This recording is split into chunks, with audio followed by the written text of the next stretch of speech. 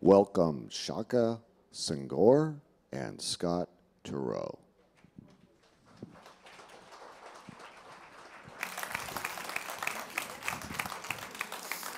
How y'all doing? Good afternoon, one and all. Thank you for being here. Shaka and I met about 10 minutes ago. So Old friends. we're old buds at this stage. And what I told him is I said, I'm going to talk for a few minutes and then just let you dive in. And unfortunately, the subject is bound to be the American penal system and our penitentiaries. And all I can tell you about is my own experience of that system.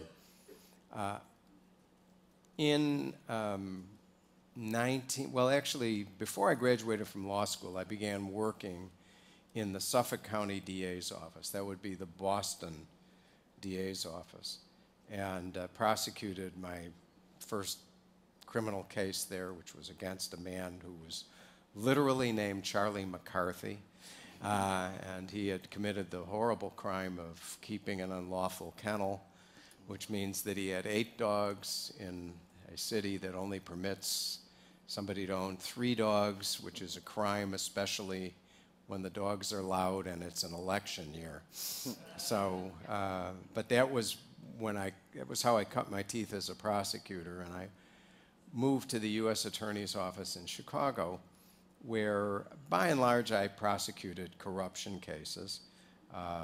We had little of that in Chicago. And I spent 8 years doing that. And most of the people I prosecuted were other lawyers. I prosecuted lawyers who had paid bribes and taken bribes around the property tax assessment system. And then I prosecuted the Attorney General of the state. I was the junior prosecutor on that case. And then I moved into the prosecution of judges and lawyers who were involved in bribery in the Illinois state courts. And I began to notice that I would get this sick feeling whenever it was time for sentencing. And to me, crime was kind of an abstraction. I felt a lot of righteous indignation about what the people I was prosecuting had done. I brought that fervor as a prosecutor into the courtroom, but I really didn't want to think about what was going to happen next, which is that these people were going to be taken away from their families, held against their will, not quite incommunicado, but largely so, with their liberty very much constrained. Somebody was going to tell them when to get up, what they had to do, when to go to sleep, when they could eat, and they would not have the comfort of anybody they loved on a daily basis. I didn't want to think about that. I left the U.S. Attorney's Office and became a criminal defense lawyer. And my days of not confronting what was going on in penitentiaries ended at that point. And I quickly came to realize that even though people would deride the federal penitentiaries as country clubs, they don't have anything to do with any country club I've ever seen. And anybody who thinks that even federal confinement is a kiss on the cheek ought to go spend a day behind bars. But I also, at that point, after the publication of my second novel, The Burden of Proof, when I decided, okay, I am going to continue to practice law, but I'm going to spend a lot of my time doing pro bono work, I naturally found myself in the state courts in Chicago. And that meant that I began to encounter the state penitentiary, where, of course, most of the offenders were not either white-collar or drug offenders as they were in the federal courts, but in many cases, people who had committed violent crimes. And I can't tell you how terrifying it was to me the first time a prison door shut behind me. I knew that I was going to be leaving. I knew that intellectually. I was still terrified. And I, of course, by now have spent many hours inside the Illinois state prisons, representing many clients. Every now and then one of them has left. Most of them have not, at least during the period of time that I've been representing them. But it has been a real education and has led me to feel that we really don't understand what we are doing to people in our penitentiaries. And just imagine being confined in an 8-by-8 cell. Your so-called roommates and dorm mates are literally the worst people that the society knows. You are in danger most of the day from the predations of your fellow inmates. You're living with, terror and uncertainty constantly, and it's an illusion that the authorities really can control prisons. The best correctional officers will tell you that they rely on the inmates in order to control an institution, and therefore there are certain compromises and pacts necessarily made with the inmates. And our harsh style of punishment is in many instances unfair. It has disabled several generations, particularly of poor men, especially of black men, removed them from being able to restore themselves in the way that Shaka has. And I certainly am not convinced that it is necessary. And Shaka will tell you himself that he murdered someone. And I am enough of a former prosecutor to say that there has got to be real and tangible punishment for doing something like that. And but that doesn't mean it has to be in the kind of circumstances that we do this in the United States. My last novel testimony was about a prosecutor at the International Criminal Court at The Hague. And what is significant for purposes of our conversation is that the cases at the International Criminal Court are war crimes cases. They are atrocities. They are crimes like the charges that were brought against the Serbian officers who ran rape camps during the Bosnian War, or people who engaged in political massacres in Africa in order to get rid of their political opponents. Unspeakable, unimaginable crimes that in any sense of relative moral gravity dwarf the impulsive crime that somebody like Shaka committed. There are some exceptions, but the maximum punishment at the International Criminal Court, generally speaking, is 18 years in prison. And the people there believe that that is a sufficient punishment to send the message that they want to send, to serve as the kind of deterrent that they want conviction and imprisonment and punishment to be. And you need to think about that in contrast to the decades that American prisoners who have committed violent crimes routinely spend. But anyway, that is my perspective on that. I really don't feel that I really am a visitor to a very strange land when I talk about our penitentiaries. Someone like Shaka has lived there every day and for 19 years of his life. And so I turn the floor over to him. Hey, how y'all doing? Y'all sitting out there looking all deep and contemplative? No, but thank you for that very insightful opening. I think that we have a lot of blind spots in our country, obviously, with the recent elections really showing how blind we are about a lot of things that we just take for granted. We're over with. We were done with racism. We were done with, cross-party craziness and madness. And of course, we found that to not be true.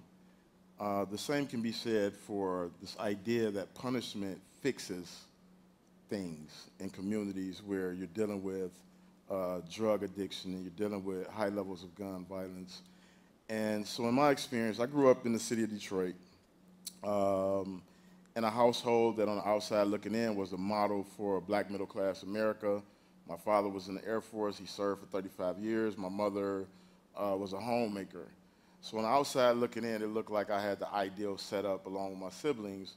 But unfortunately, my mother was very abusive to the point that none of her children have lived with her beyond the age of 15. When I was around 14 years old, I decided that I no longer wanted to be subjected to her abuse, and I decided to run away. Was she physically abusive? She's physically abusive, very physically abusive. And so when I ran away, I was this naive kid. I was a former honor roll scholarship student with all the potential in the world. And I found that in my experience of being incarcerated, for that to be the case for a lot of kids. And unfortunately for me, the vulnerability that I entered the streets with was taken advantage of, and I found myself deeply immersed in the crack cocaine trade. We're all very cognizant of what's happening now in the country with the opioid epidemic. Well, that was the reality in '86 with the crack epidemic. We were naive kids. We had no idea how devastating this drug would be in our community. And so I found myself in this culture. Within the first 6 months, my childhood friend was murdered. I was robbed at gunpoint. I was beaten nearly to death and left on a cold bathroom floor in the back of a crack house. And despite these traumas, I stayed in that culture because really there was no way for me to exit in a way that I understood at that time as a kid.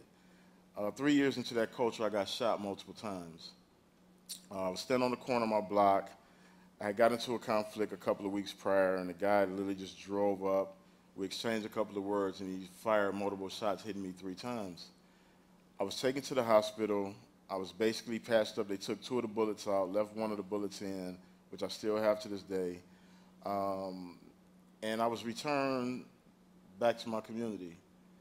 Not one doctor, nurse, social worker, psychiatrist, psychologist thought to ask, how do you feel at 17 years old knowing that somebody just attempted to take your life over a meaningless argument? So when I returned to my neighborhood, I was angry, I was paranoid, I was afraid of cars, I was afraid of random people walking down the street. I now recognize that those symptoms were what we would recognize as PTSD, which is rampant in communities where high levels of gun violence exist. In reaction to that trauma, I began to carry a gun every day. But I also began to tell myself this story, that if I found myself in a conflict, that I would shoot first. And 16 months later, I found myself in a conflict where I shot first, tragically caused a man's death. I was subsequently arrested, charged with open murder, and sentenced to 17 to 40 years in prison for second-degree murder.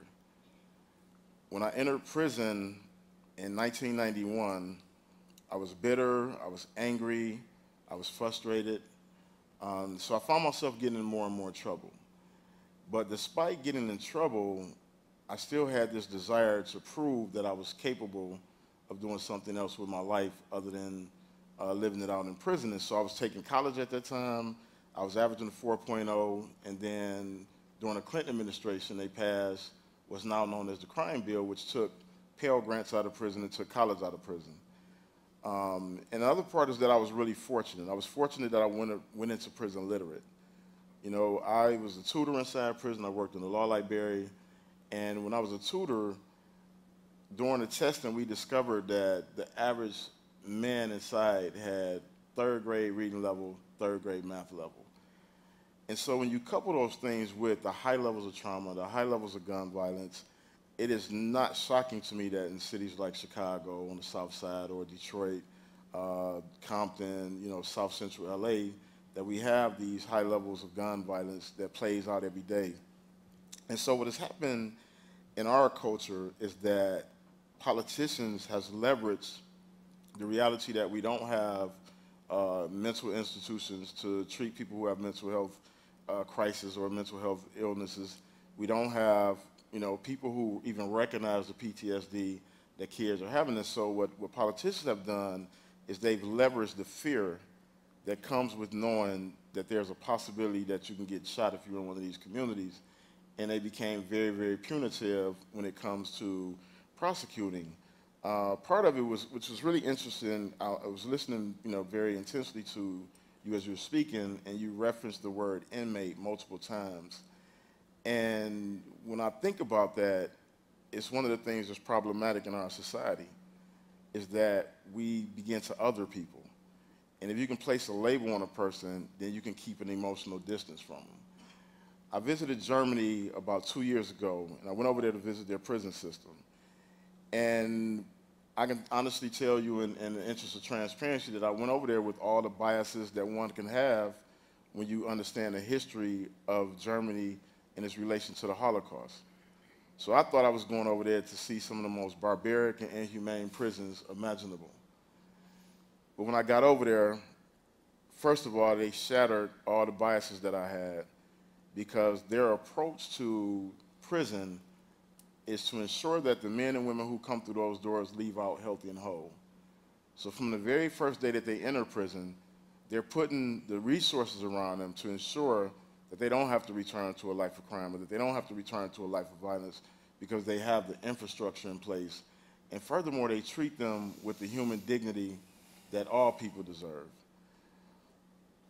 One of the moments that stuck out to me in that experience is I was standing in the cell, and I was thinking about my experience in prison. So out of the 19 years that I served, 7 of that was in solitary confinement. So that means I was locked down for 23 hours a day, 5 days out of the week, and 24 hours a day the other 2 days out of the week. And when I was sitting in the cell, the warden, the German warden, came in and she said, "Are you okay?" And I said, "Yeah, I'm just thinking about, you know, my experience of being in a cage this size for that length of time." And when I told her how long I had been in, she began to physically weep. And she said that we would never do that to one of our citizens. And it was the first moment that I realized what's wrong in our country when it comes to the penal system, is that we don't recognize the men and women who have gone astray, who have made poor decisions, some who have been falsely accused and incarcerated. We no longer look at them as a fellow citizen. We look at them as a problem to fix and people to alienate, so that we can feel good about ourselves and our, you know, sense of self-righteousness. But what I always offer to people is this idea.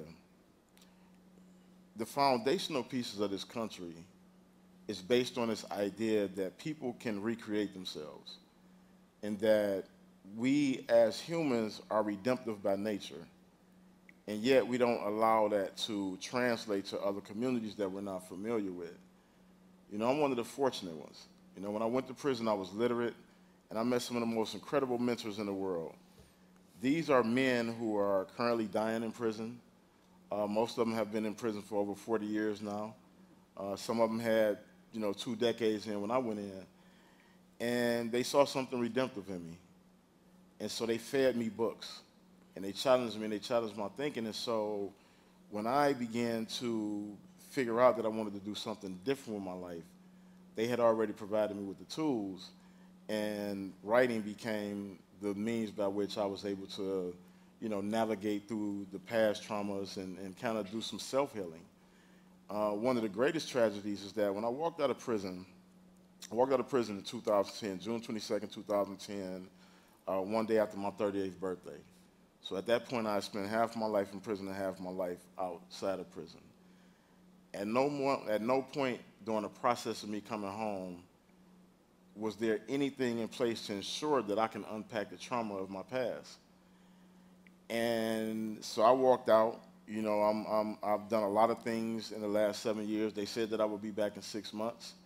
In the past 7 years, I have done things from doing a talk at TED's 30th anniversary to being interviewed by Oprah Winfrey for Super Soul Sunday to becoming a New York Times bestseller.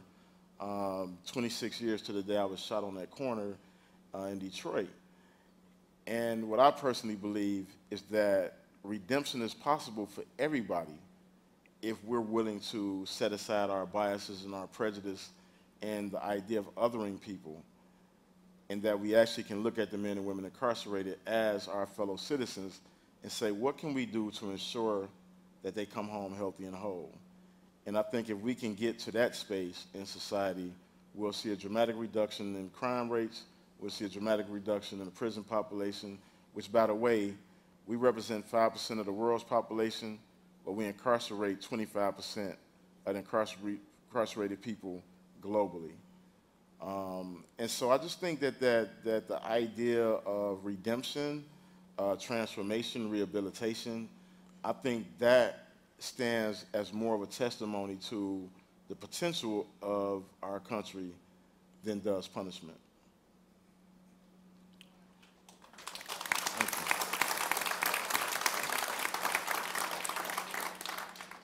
You know, we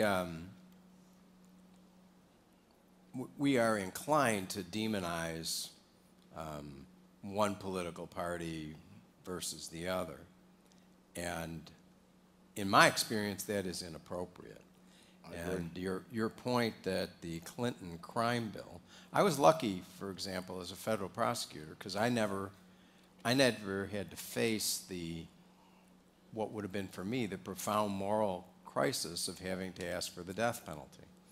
Because there was no federal death penalty until Bill Clinton restored it in 1986. And as you say, the Clinton crime bill, I think what I heard you say was that it removed Pell Grants in college from our penitentiaries, which that makes no sense at all. That makes no sense at all. But I had a good friend who was a senior official in the Justice Department and went in to see Janet Reno, who was Clinton's first Attorney General. And at that point, the war on drugs, which of course Clinton was enhancing, was being carried on at such a extraordinary rate that we had to build a new federal penitentiary every 6 weeks in this country. And my friend argued pretty strongly to Janet Reno, may she rest in peace, that we could not afford the cost of this. We couldn't afford literally to be building a new penitentiary every 6 weeks. We couldn't afford to put the staff into that penitentiary. We couldn't afford the human cost because, you know, it still costs a lot of money to keep someone in prison. And those costs multiply, particularly with very long sentences, because they start to get sick as they get older. Prison is not good for your health. So as a prison population ages, the costs involved, the medical costs, become very, very steep. And so my friend was trying to make all of these points to Attorney General Reno, and she just responded to him and said, you know, Phil, you don't understand politics. She wasn't telling him she was wrong. She was telling him that part of presenting the Democrats as a more moderate party was going to be taken out on the people convicted of crimes in this country. So, you know,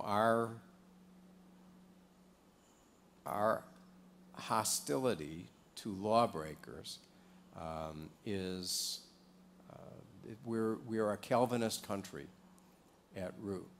And so, we believe in serious punishment and an eye for an eye. And it comes at enormous cost. And again, I am not going to argue that there shouldn't be punishment for people who've committed crime. I represented one man who spent 12 years in prison in Illinois, 5 years on death row, and he was innocent. He was innocent. And that is a horrible thing. And there are more innocent people in American penitentiaries than I ever recognized when I was a prosecutor. But that's not most people who are in our penitentiaries. Most people who are in our penitentiaries have done something wrong. And I accept that. And I do accept the fact that we can't run around and put a star on the chest of everybody who obeys the law each day. And so it is effective to maintain a law-abiding society that people who break the law be punished. But we are going about this the wrong way. Well, I actually have a differing view on the idea of punishment.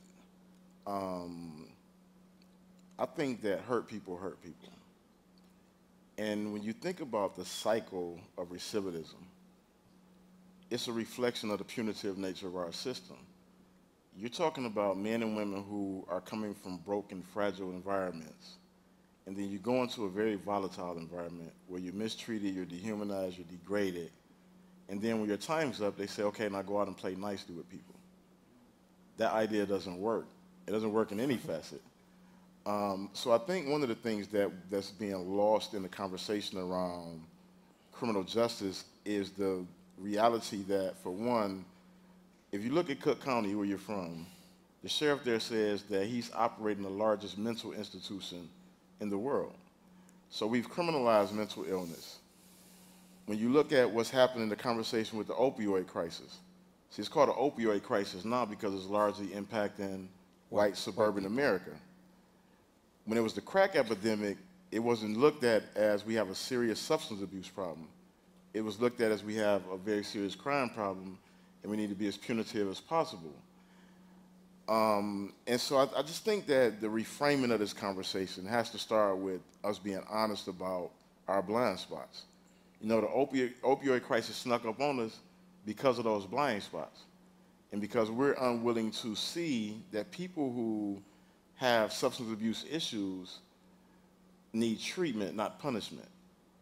You know, in the interest of being honest about things, I think that's where we fell at in our country, right? It's easy to say, well, those people over in the slums, they're using drugs and they're creating crime and they're creating chaos and havoc. But then when you look in the medicine cabinets in suburban America and you see the addictions that are taking place there and they're easily justified, that's problematic. I speak on college campuses all across the country. And I can tell you that I've been on college campuses where it's probably more drugs on those college campuses than any block that I've been on in my community. And so once we begin to reframe the idea of, first of all, let's deal with the treatment. You know, when I was in solitary confinement, the most horrifying thing for me was watching other men descend into madness because they couldn't cope with people who were legally, by definition, mentally ill and having schizophrenic episodes or whatever the case may be. Those people weren't given treatment. They were beaten, they were pepper sprayed, they were chained to their beds until their behavior became something that the officers found to be okay. And then that cycle repeats itself over and over again. And you can't cage a person up. You can't dehumanize and degrade a person and expect for them to come home healthy and whole. So I think that part of it is the identity crisis that we have in the country where we say, okay, you know, we're a fair and just society. And it's just really bullshit, you know, and even when you think about the whole idea that, you know, one party is more punitive than the other. Me personally, I don't have an attachment to either party. But I've also been fortunate to work with both parties on this issue. And I've met conservatives who are far more progressive, who are far more thoughtful and insightful about it. And I've met, people in the Democratic Party who share those same concerns. But I think what gets lost in translation is the authenticity of being able to say, you know what, as a society, we've been wrong on this thing. And we've been wrong because the impact was being had on black and brown communities. And now that it's reaching over to other, to white communities, now we're saying, okay, we need to do something about these things. And I think until we as a country can have honest conversations about, wealth disparity, about gender bias, about racial bias, about inequity in the justice system, we'll always see our system cycling people in and out because of the idea of punishing people somehow is okay as long as those people don't look like you. Let me ask you a couple of questions. What percentage of the inmates that you dealt with in the Michigan penitentiary system, what percentage of those folks seem to have serious mental illness? I would say just in my own estimation, at least 60%. At a minimum, and that's probably like a really generous estimation. And I think mental illness runs the spectrum, and I think back to my mother, one of the things that allowed me to actually forgive her was understanding the trauma that she had experienced. She had been raped early in her life. She had been in an abusive, marriage from the time she was 16 until she met my father. And I realized that the trauma changes the way that our brains process. And that, by definition, is mental illness. And the men that I was incarcerated around, the stories and the patterns were similar. Early childhood abuse, early childhood trauma, high levels of gun violence trauma that was never treated, PTSD. And then at the other end of the spectrum was the very extreme cases where, the clinical definition of mental illness, schizophrenia, bipolar disorder, et cetera. And, when you come out to the yard and they call a med line, and half of the yard empty out because these guys are going to get treated, like it's mind-blowing to really understand that most of these people should not be in this environment. Honestly, and I'm a very straightforward person. I've seen some of the most heinous, bizarre acts and crimes that you can ever imagine. In the 20 years that I was incarcerated, I can probably say I've only met 2 people who I didn't believe were redeemable. And it's solely because the severity of their mental illness just wouldn't allow for, the necessary heart transformation to take place. So I think it's a real issue in our country. I mean, you think about how many mental institutions have been closed and how many prisons have been opened up in that same time, and we see where the problem is at. The other thing that's, that Shaka is talking about, which I see from a more global perspective, is the change that's taken place during the now 40 years that I've been involved in the American criminal justice system. When I left law school and became a federal prosecutor, people still talked about rehabilitation. And somewhere along the line, the conversation about rehabilitation stopped. People focused on recidivism figures, which I always thought people saw as upside down, because given the assumptions we make, yes, it's true that somewhere between 60 and 75% of the people who are imprisoned in this country are going to find their ways back to the penitentiary system. On the other hand, that means that at a minimum, 25% of the people who are incarcerated don't. Some people are indeed sitting there thinking about what happened and saying, I don't want this to happen again. And when you add into that the fact that Shaka's numbers are pretty similar to what I would come to on a much smaller survey, and the sense that you're talking about people with serious mental illness. I never represented a murderer who I didn't think of as crazy, very often not in a way that could be lead to some mitigation of their punishment, but seriously unable to conform their conduct to the demands of the law, which when I was in law school was a definition of insanity that the American courts were willing to accept. It's soon passed out of the accepted legal nomenclature, and we got back to the same definition of insanity we've had since the 18th century, which is, do you know the difference between right and wrong?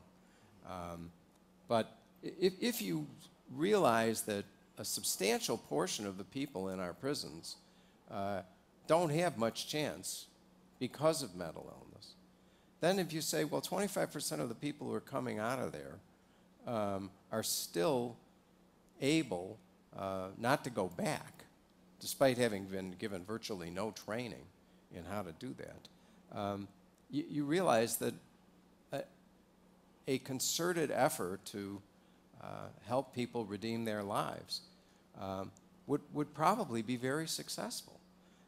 And that why spend the money building prisons instead of building human beings? So I'll answer that question for you. I'm actually happy you asked that question. By show of hands, how many people are familiar with the 13th Amendment? By show of hands. So the 13th Amendment was intended to abolish slavery. But there's a provision that says that no citizen can be subjected to involuntary servitude with the exception of those who have been duly convicted of a crime. Our prisons currently operate as a source of free labor, free or cheap labor. When you go to prison, you lose the right to advocate for just wages. The first job I had in prison was in the kitchen, where I worked for 17 cents an hour. When we see people in other countries working for $2 an hour, $3 an hour, we accuse those countries of human rights violations because of the exploitive nature of taking advantage of people who are powerless and who don't have the means by which to determine outcomes other than what they're subjected to. The profit motive in our prisons was a key factor in the prison population boom.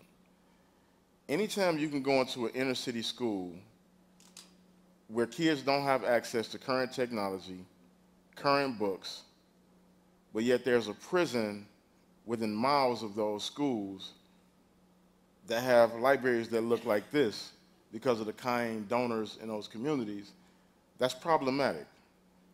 Anytime that we're building more prisons than universities in the country, it's very problematic. And once you begin to trace it back to who's most likely to be impacted by some of these egregious abuses of the judicial process, you'll understand that the profit motive drives this. Some of our favorite companies, Whole Foods, benefits from free prison labor.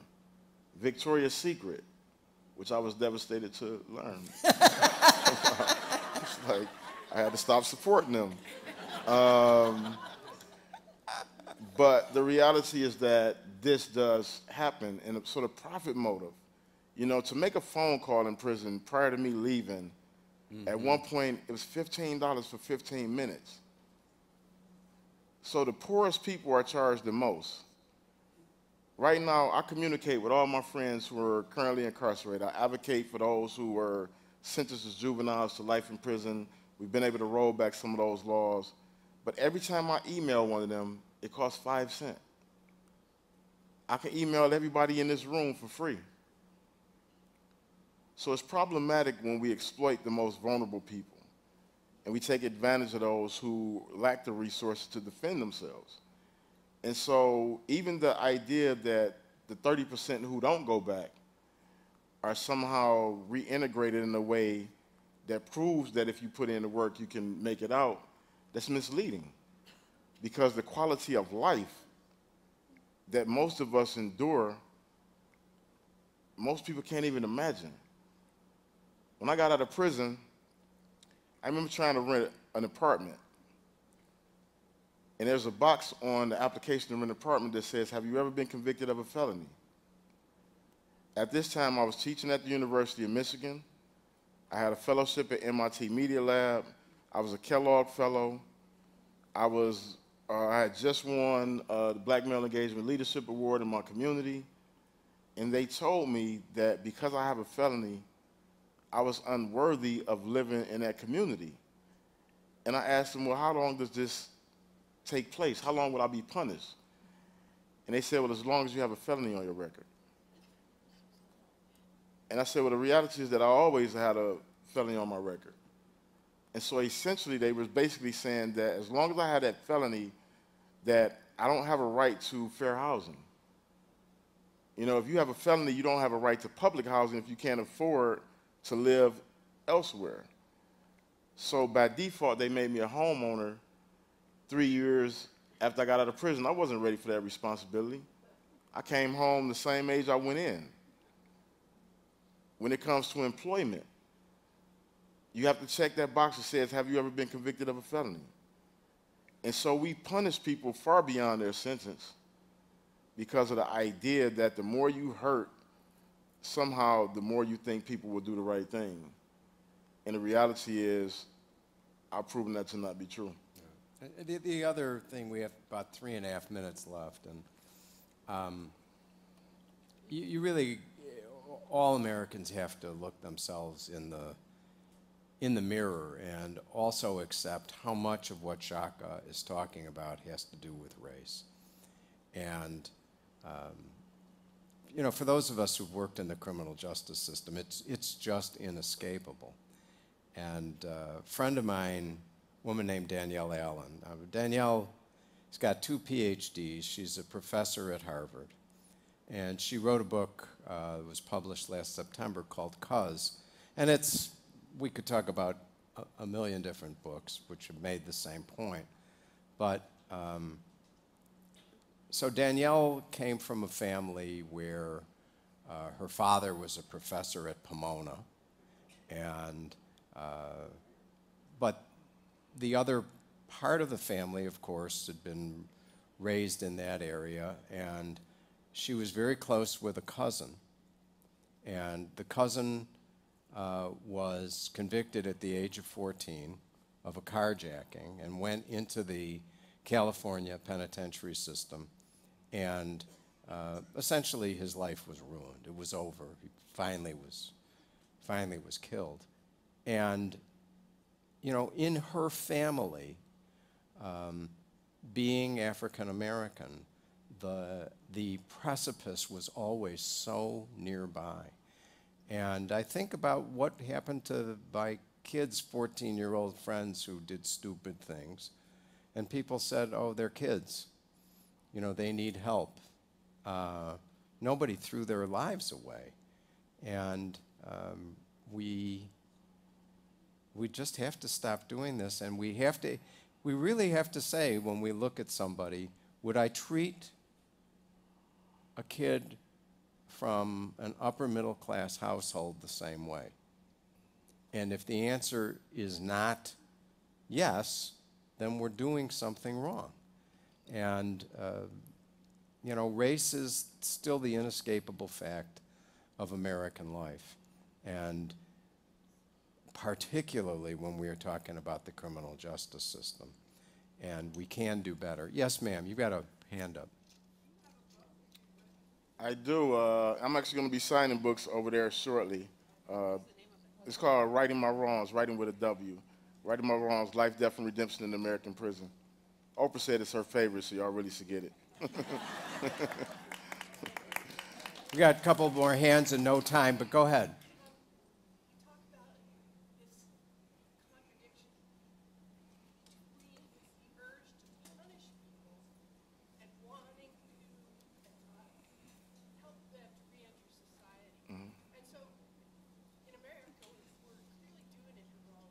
Definitely.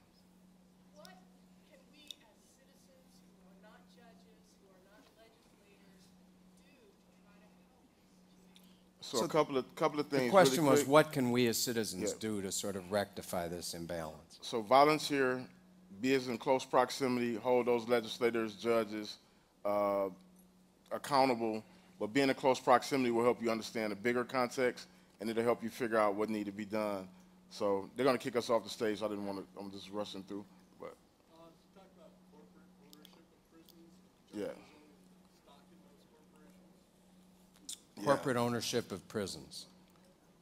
Yeah, so that's a great question, but it's what I talked about earlier, being problematic. But I don't want to be inconsiderate of the time, but they're going to kick us out of here. So, They will kick us out of here. But we'll be over there signing books, so definitely come check us out.